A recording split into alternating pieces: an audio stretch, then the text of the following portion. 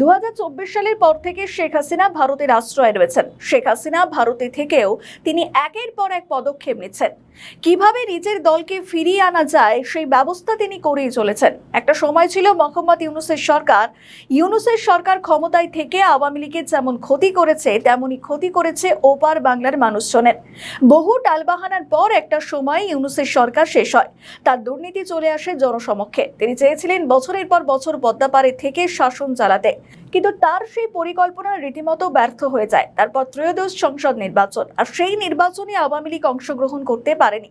BNP বিপুল সংখ্যক ভোটে জিতে তারা ক্ষমতায় আসে। বর্তমানে তারেক রহমান বাংলাদেশের প্রধানমন্ত্রী। তারেকের সরকার ক্ষমতায় আসার পর এবং আওয়ামী লীগের প্রসঙ্গ কিন্তু পিছু ছাড়েনি। প্রথমে আওয়ামী লীগের একাধিক অফিস খুলে দেওয়ার পর সেই সময় অফিস বন্ধ করে দেওয়া হয়। অন্যদিকে বিএনপি সংসদে আওয়ামী লীগকে নিষিদ্ধ করে দিয়েছে। তারপর থেকে যে প্রশ্নটা বারবার উঠছে, কিভাবে ফিরবে আওয়ামী লীগ? শেখ হাসিনা তিনিও বা কিভাবে ফিরবেন? কারণ তাদের দল তো নিষিদ্ধ। যে বিন্দুমাত্র পথ ছিল আওয়ামী লীগ ফেরার, সেটাও আর ফিরতে পারবে না।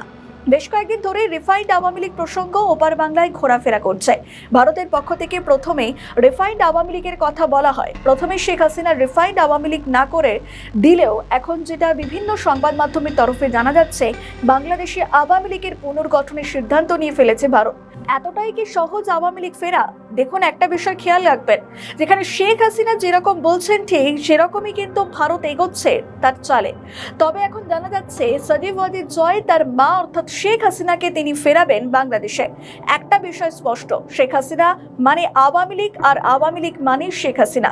রিফাইন্ড আওয়ামী লীগের প্রথম না করেছিলেন হাসিনা, এবং যদি হাসিনা ফেরে বা আওয়ামী লীগ ফেরে তাহলে কিন্তু যথেষ্ট চাপে পড়বে বিএনপি, জামায়াত থেকে শুরু করে অন্যান্য বিরোধী দলগুলিও। বাংলাদেশে আওয়ামী লীগের কর্মীরা বলছে তারা জীবন দিয়ে দেবে, কিন্তু কোনো কিছুর কাছে মাথা নত করবে না। তাদের নেই কোনো টাকার লোভ, শুধুমাত্র তারা দ্রুত ফিরতে চায় বাংলাদেশে। আওয়ামী লীগ বাংলাদেশে ফেরা এতটা সহজ হবে কিনা সেদিকে তো অবশ্যই নজর থাকবে। এখন ওপার বাংলায় রয়েছে বর্তমানে বিএনপি সরকার। বিএনপি সরকারও কি এত সহজে সবটা ছেড়ে দেবে? আর এতগুলো বছর পর ক্ষমতায় এসেছে, সরকারে থেকে সব হিসাব মানুষের জন্য উন্নয়ন না করে এত সহজে নিজের জায়গা ছাড়বে না। কারণ আমরা দেখেছি তিনি সরকারে এসেই মানুষের জন্য উন্নয়ন করছেন, একাধিক প্রকল্প চালু করেছেন। এখন যে প্রশ্নটা ঘোরাফেরা করছে, সত্যিই কি আসছেন শেখ হাসিনা? তিনি কি নতুনভাবে ফিরবেন? কার হাত ধরেই বা ফিরবেন তিনি? বিএনপি কি কোনো পদক্ষেপ নেবে? এত সহজে নিজেদের জায়গা ছেড়ে দেবে? এই প্রশ্নগুলো উঠছে। এরকম একাধিক প্রশ্ন উঠে আসছে, যার উত্তর দেবে একমাত্র সময়।